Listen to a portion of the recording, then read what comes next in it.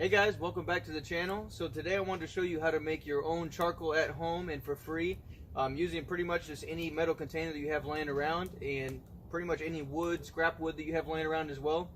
I don't know about you guys, but my family and I, we cook out almost daily, and I usually grill out almost every night, as well as have a bonfire almost every night, especially during the summer and fall months. When we have cookouts with friends and family, I love cooking on the grill. So buying charcoal every single time, 10-15 pound bags of charcoal every single time that we grill out, it tends to add up and it costs a lot of money. So I like to make my own charcoal at home, and I don't know about you guys, but I like to save money as well, and it's pretty rewarding making your own charcoal at home for the grill. So stay tuned.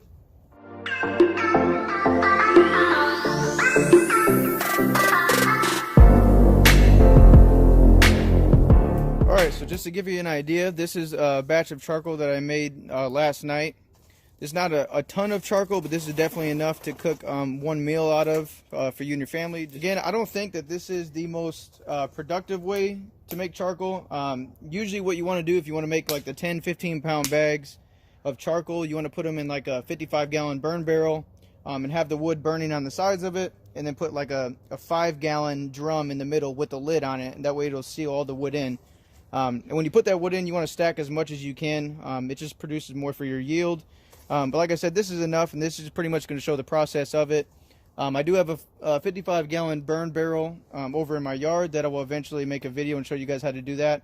But I just wanted to show you the simple process of just making your own charcoal. So if you just want to make a meal tomorrow, this is pretty much all you need out of this little tin can. So I do have a lid, and again, that's the charcoal that I made last night. So let me show you guys how to create a new batch of charcoal. Alright, so we have our tin can that we made the charcoal out of before, and we also have the lid. With the lid, just as a heads up, you want to put a pretty substantial hole in the middle.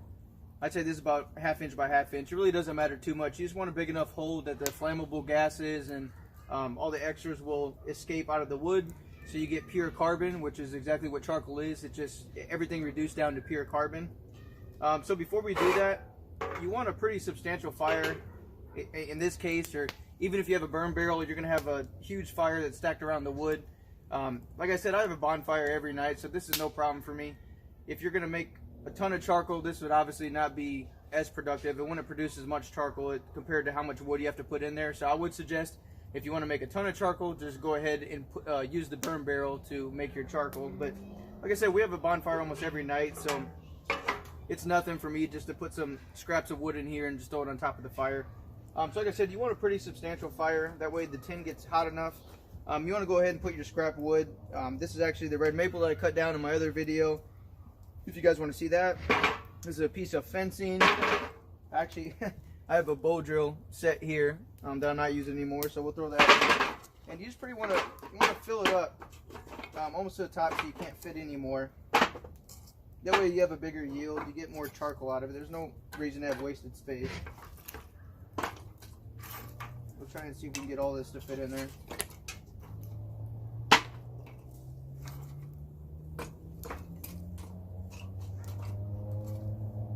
Yeah, that piece is too big. And that one's too hard.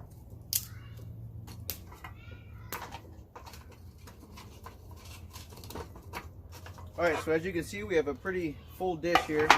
We're going to go ahead and close that up. And then I'm going to use a stick, and we're going to make a little platform for this tin to sit on. And again, you want the embers and the flames to go on all sides. You don't have to have an open flame. I think it works better if you do, but if you just want to use hot coals, that works as well. You absolutely don't need just open flames. Pretty much once you have a platform, you're just going to stick your tin in there and let it heat up and burn. And I'm going to pause the video in here in just a second, but once it starts getting hot enough, you'll start seeing some of the gases and smoke escaping this top hole, and you want to keep letting that burn off. Eventually that's going to turn into the flammable gas, which is really heavy, dense white smoke, and you'll actually see this catch on fire. And again, you just want to let it sit in there. Keep feeding around the sides, and that way it stays hot, and we'll be back shortly. Alright, so just to give you an idea, that wasn't even 20 seconds, and you can see some of the smoke and gases from that wood starting to escape out of there. The bigger the barrel you use, the more you're going to have to wait just a little bit longer for those flammable gases, but I just wanted to show you guys what the smoke looks like coming out of that center hole there. So we'll come back shortly and I will show you the flammable gases. Alright, so it's been about 10 minutes, and as you can see, the gases and the smoke is still coming pretty heavily from the tin can. I did add some more wood around the sides just to keep the fire hot. And maybe here in a second, because I just seen a couple of spurts, but the flammable gases are starting to come out now, and they're getting in spurts where they catch on fire in the top, where that middle center hole kind of looks like a candle. So we'll see if we can get that here in just a second. Alright, so we are losing light here.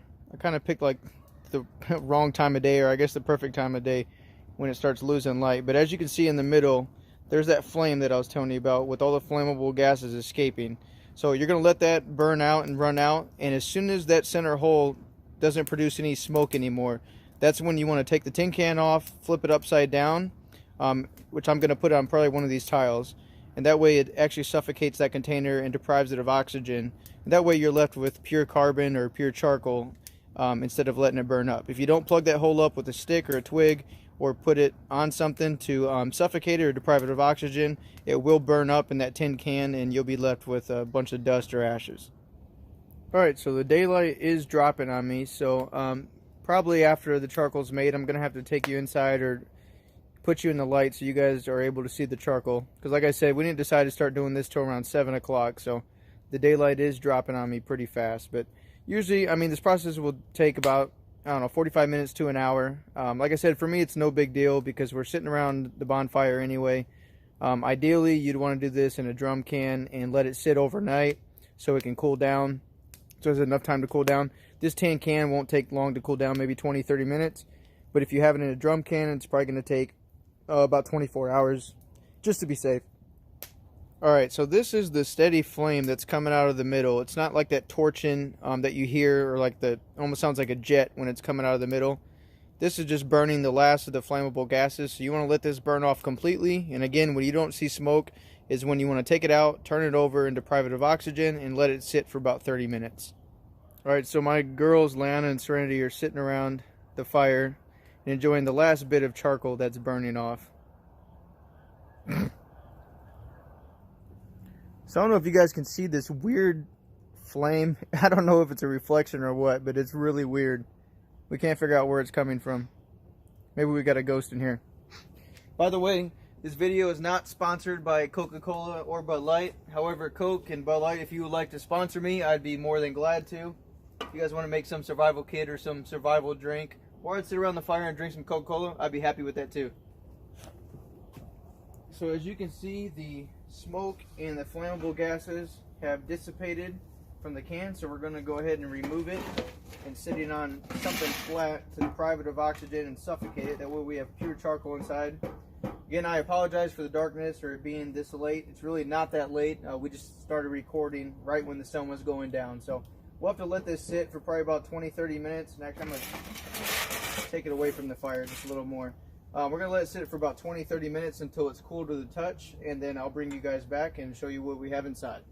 Alright, so it's been about 20 minutes. It is now 8:10, and we started right around 7 o'clock, and it is cool to the touch. So I'm going to have Lana and Serenity record. My daughter's right behind me, so we're going to go ahead and take this to the burn table and show you guys the charcoal that's inside.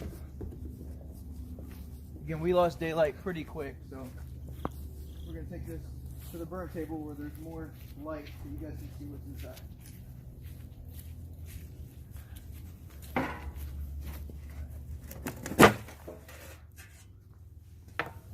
Alright, there we go. It's kind of glistening. I think it's a lot of impurities in it, but we do have charcoal. As you can see, it breaks really easily. It's thoroughly cooked.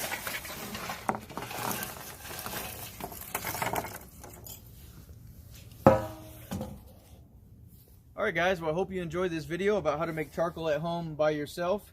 We really enjoyed making this video. If you did like this video and if you like my channel, please leave a thumbs up and please subscribe to my channel. It helps out a ton. Also, I have my daughters Lana and Serenity recording behind the camera. I think they're doing a phenomenal job, so please leave a comment below and let them know how they're doing. And as always, spend some time outside. It's good for you.